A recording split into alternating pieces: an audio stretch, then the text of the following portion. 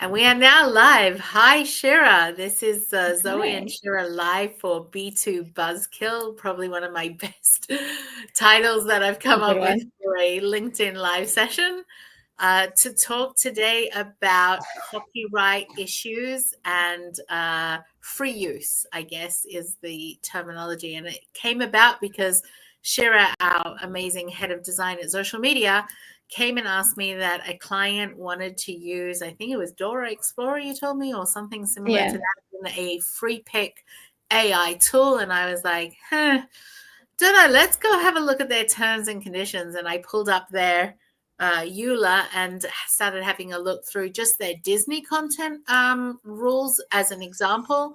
And it very clearly expressly states that any brand or consumer product that is using these licensed uh, like images and videos and clips, basically they cannot do it.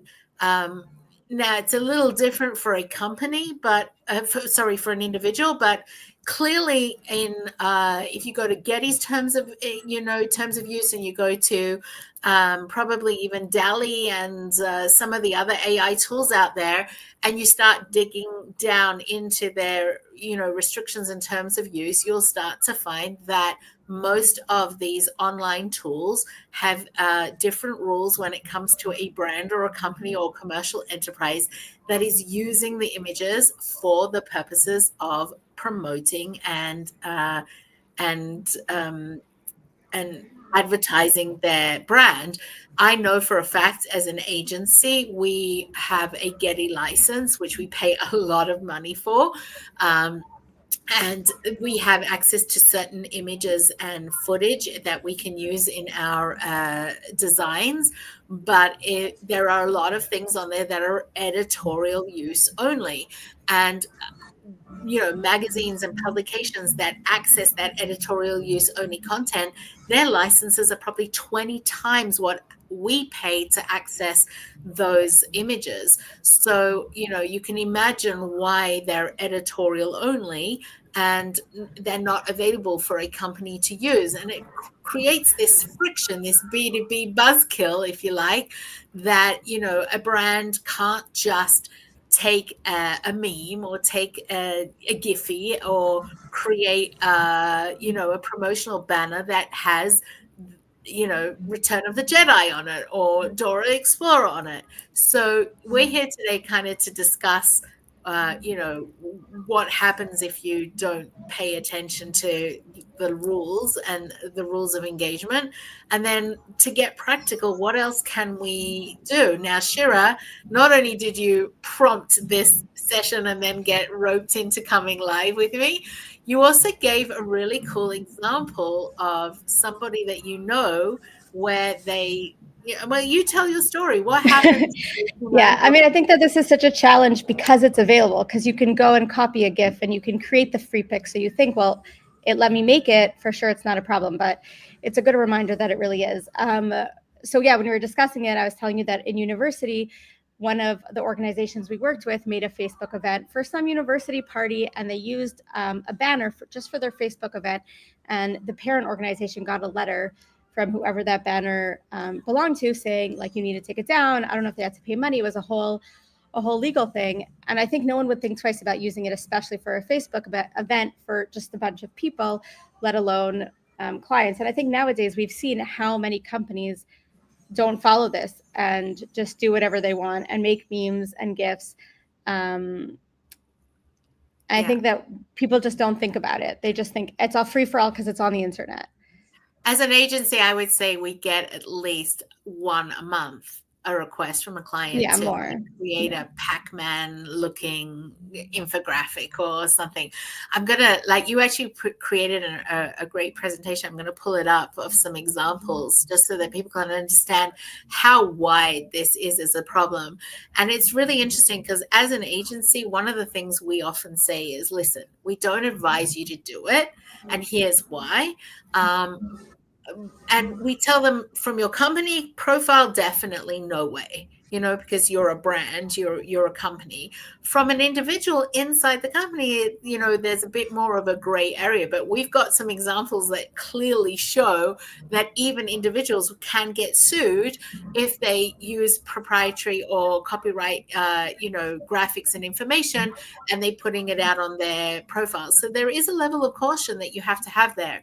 And, as an agency, the buzzkill comes in because we say no, or we say, listen, you want to do it, you do it, but we take no liability. If you knew what our liability insurance policy costs a year as an agency, just to protect ourselves, to make sure that we can't get sued for having produced the graphic that gets put on the client's social media, they get sued, they're going to kick it back to us because we're the agency. We should have advised them, or we shouldn't have done it, or we should have done it differently. So, this warning is out there for anyone watching and listening. So let me just share this great presentation. I think also with memes also, that often they'll say to us, well, so just change the picture to like a Getty picture. And we also try to explain, like, the whole point of the meme is that image. You can't just like find something similar on Getty, and that's the challenge, because you want to use that great meme. I think you want to see the first example? Yeah. So I found this one really interesting. There's a company called Gem Organics in America that makes nut butter, and they decided to make a very creative post playing on the famous Dude with a Sign, I think it's called, where he has the signs with all these funny, very basic, peanut butter is better than jelly, all these like silly things. And so they changed whatever the sign said and wrote "Stop eating Nutella." And what I find really interesting about this, it only has 78 likes. It's not like it blew up and there were thousands of people and everyone was sharing it. And yet they still got a letter, a copyright letter, and they got sued by the company that owns Dude with a Sign, F. Jerry. And from what I saw, there were a lot of examples like this, because I think a lot of people saw this meme and thought, okay, it's a guy with a sign, it's definitely something we can copy. So this example really struck me. Yeah, and I've seen different versions of. I've seen people holding up their own signs, so they're copying the idea of it. But the one that you're going to get the legal letter on is where you take this F. Jerry guy and you write over the top of his sign your own meme, and you think you're being clever, you think you're being creative, but you're actually stealing someone's idea. And you're stealing their brand, and you are going to get in trouble. There's no doubt about it. So this is a great example. And as you said, it didn't have to blow up on social media for it to have been, noticed and for something to be done about it. But some of these memes and some of these graphics, they obviously do blow up. And one of my pet peeves was the Little Miss, the Little Miss trend that went around. Do you know how many clients of everyone did it, and everyone wanted us to do it, and we said no to everyone? Yeah, and at the time, I think one of the designers, it wasn't you, Shira, it was like, oh, but I've got access to all these Little Miss characters on, and I don't even remember which website it was, and some creator had gone and uploaded all of these things to that website. You go into the terms and conditions of that website, and it said, we take no responsibility for what other creators have put on our website. So if you use it and you get sued, the liability sits with you. And I'm like, okay, so let me trace back. And I just literally kept tracing back to who owns the brand for Little Miss, and what are their terms of use, and is it free use, is it not free use, like what constitutes free use. And it was just such a gray area that I was like, got to be a buzzkill here. I'm sorry, we cannot do Little Miss for you. We cannot. Well, this example also, it has 260,000 followers. It's not some little company doing it. Yeah. It really was interesting to me, because I even wrote a post and tagged the marketing people at the brand that own Little Miss, and they didn't interact. Oh, wow. That this didn't blow up into something much bigger. Now, there's two sides of this coin, because if you're a marketing team looking to go viral, this kind of campaign could be your dream come true, or it could be, and everyone else is doing it. And everyone's doing it, and you can leverage that. Like, there's some companies that would love their brand to go that viral. But there are also the brands out there like the Lemonades of the world, which will copyright their pink color and then sue other companies for using a color that is very similar to their pink. So you just never know. And, you always have to err on the side of caution, I think, when it comes to these things. Should we move to the next example? Yeah, so I think the question that we really want to answer today is, okay, so we are buzzkills. Don't do it. Don't even think about it. But what can you do? And I think here was a good example. They asked us to make a funny meme about, Bart Simpson. And almost everyone who sees a blackboard with something being copied immediately thinks of The Simpsons. And so this is a place where I feel like, it's on the gvul, it's on the line, the border, where we're not copying it. We're not taking an image of Bart Simpson. We're not copying the blackboard, but anyone who sees it will immediately think of it. And there's a little bit of like a nod to the meme.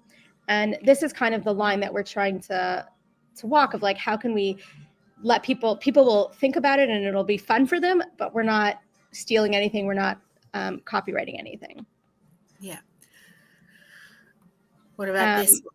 So these are two other examples also where the left one, so it's using the Back to the Future style, but again, we're not taking anything. It's all from Getty. It's all things that we're legally allowed to use. And it's just a nice, like, people will think of it without being too in their face. On the right side, the famous Is It Cake TV show. So this was a really, I thought, great idea where they wanted to talk about, employees not knowing what's real or fake. So great, let's take the, is it cake idea. So, but this was created on our own using Midjourney. And again, we're not stealing from the Is It Cake, but it's giving a little bit of an example of it. And you mentioned this was the last, you mentioned Pac-Man. I don't know if you can click on it. We can't see it, but they wanted us to do something with Pac-Man. So again, instead of stealing or taking the exact thing. You made something if it's similar. Not working, it's fine. Yeah, so then it was something similar. And I think I see, like, Leora asked a question about, Spotify playlist wrapped posts. And that was another example where everyone is making wrap posts.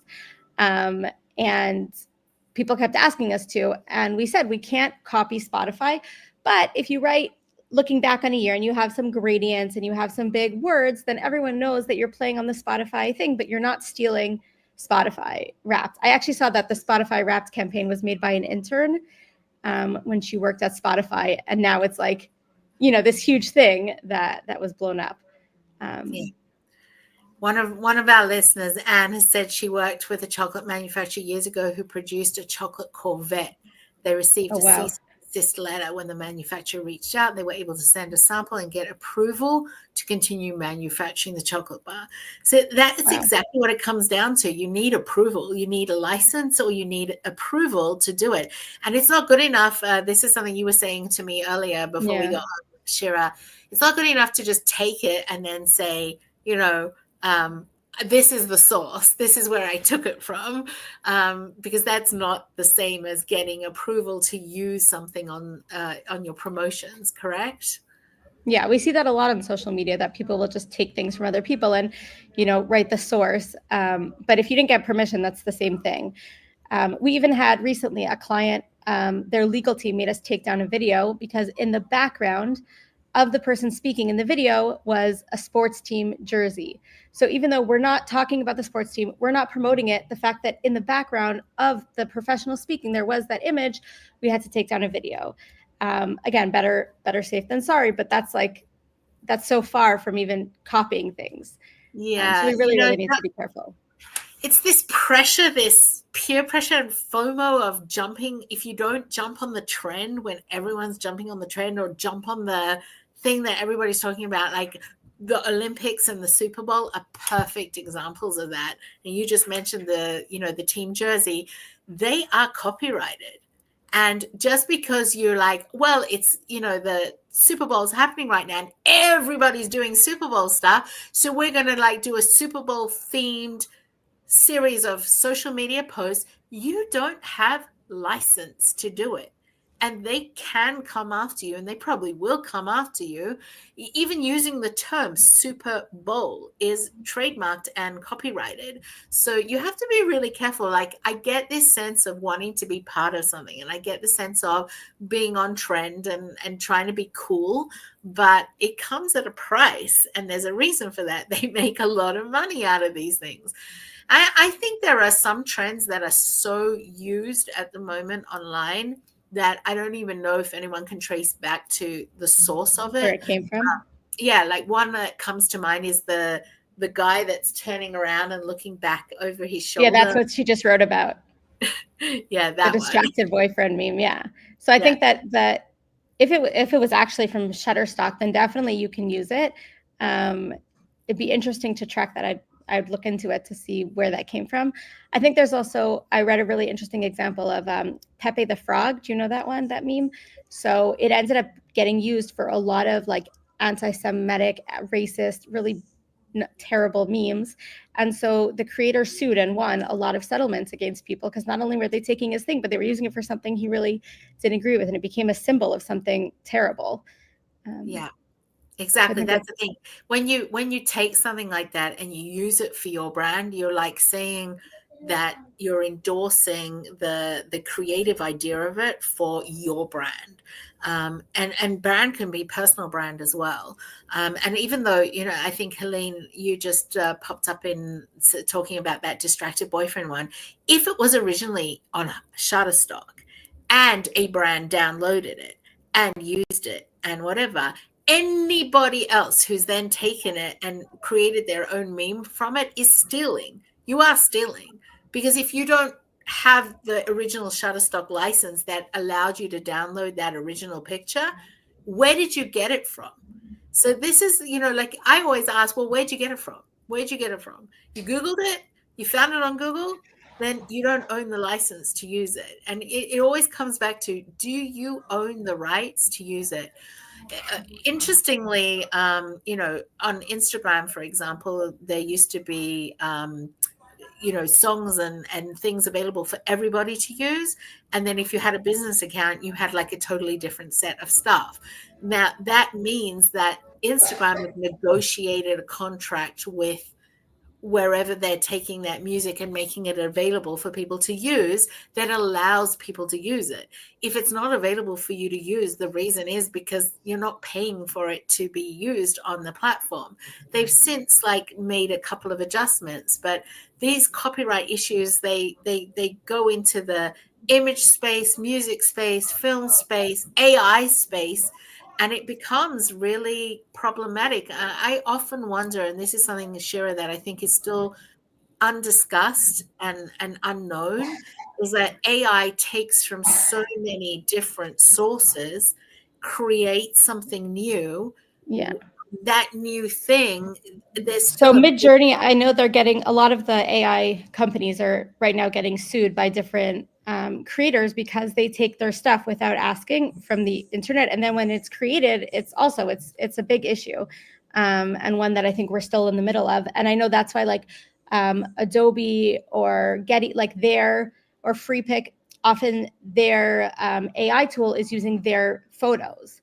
So that's like a exactly. better option as opposed to other companies where they're just taking from the internet. And then, as creators also, we understand what it's like. We don't want people to steal our stuff. It makes sense. It makes sense. Everyone's out to do one thing, which is make money. Yeah. So yeah, it makes sense, and it'll be interesting in the next couple of years to see what happens with AI space and how these license issues It's keep definitely changing things. There's no question that it's a big game changer. I mean, the fact that you can say, okay, make this in the style of, Mona Lisa, which is something that no one could do before. yeah, It's going to be interesting. it is interesting. So a couple of points just to wrap up before we end the stream is, just because it's out there doesn't mean you can use it. And you always have to err on the side of caution in terms Yeah. of, certainly brands have to err on the side of caution.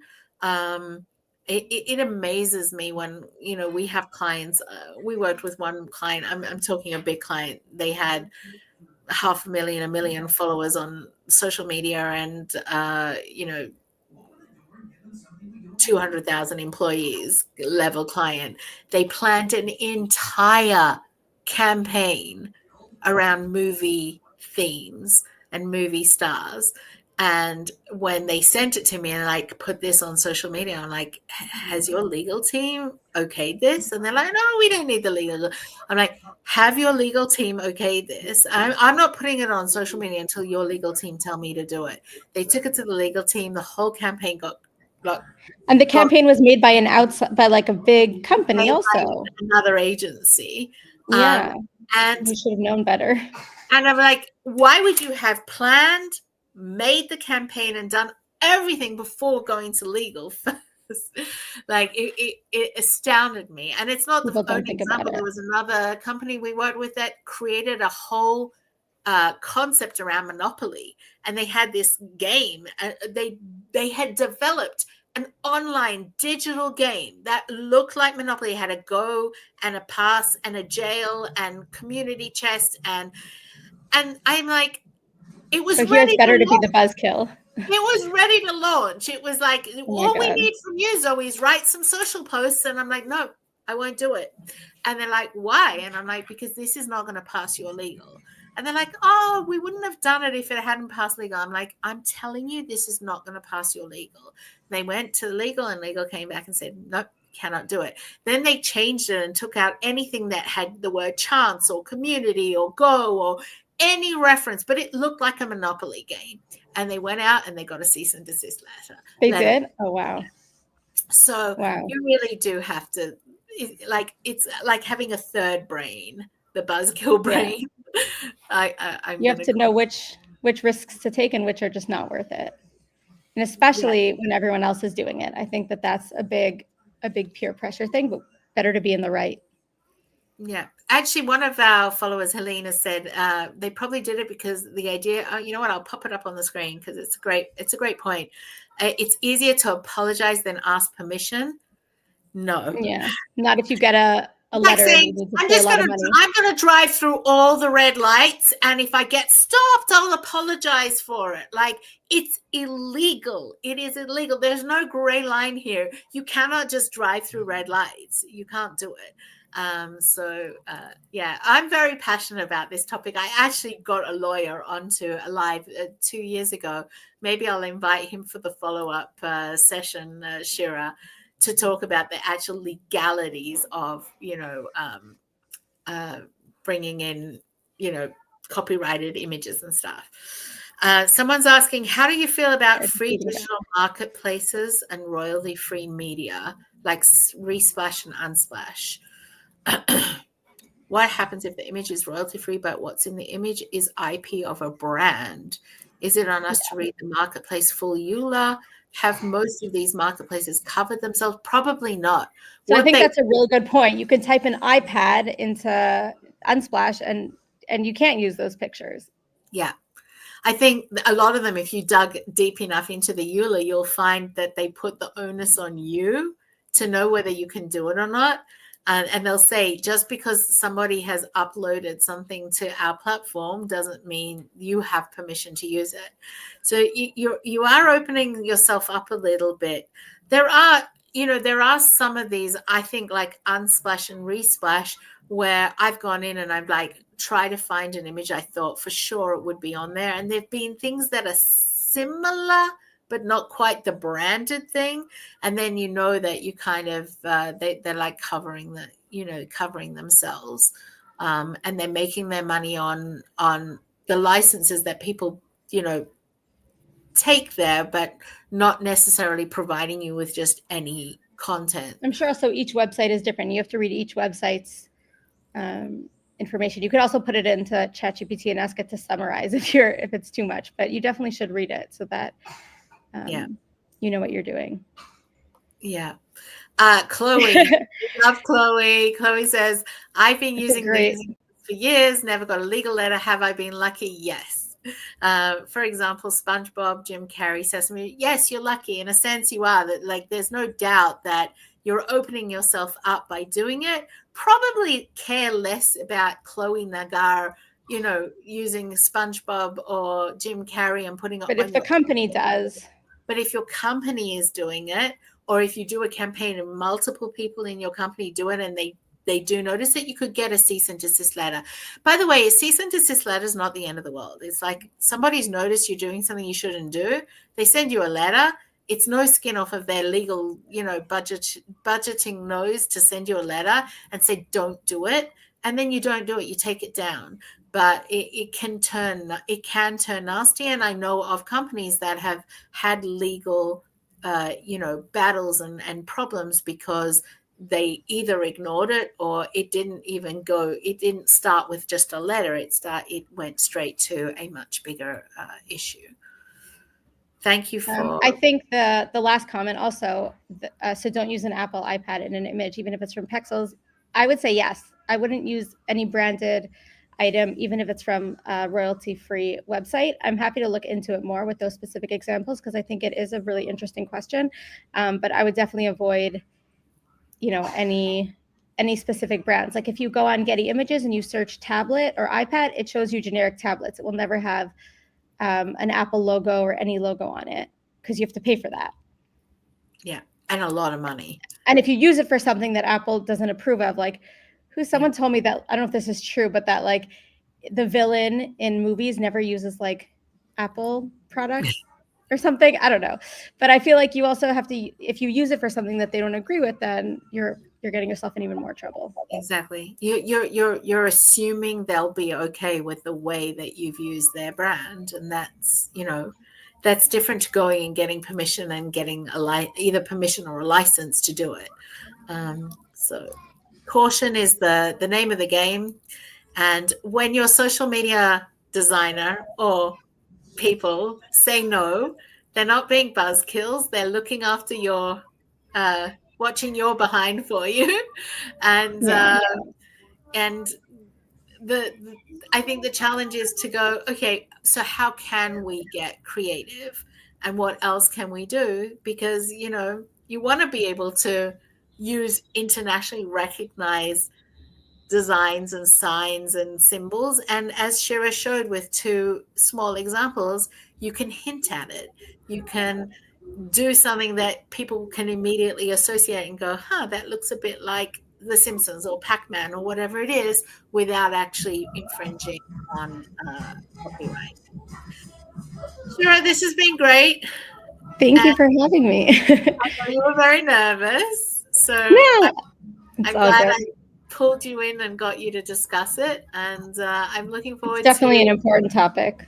I'm happy that we spoke about it. More discussions about these kinds of topics and how to get creative. And maybe we'll get you back here to do a masterclass in design or something for the next. One more question from Chloe.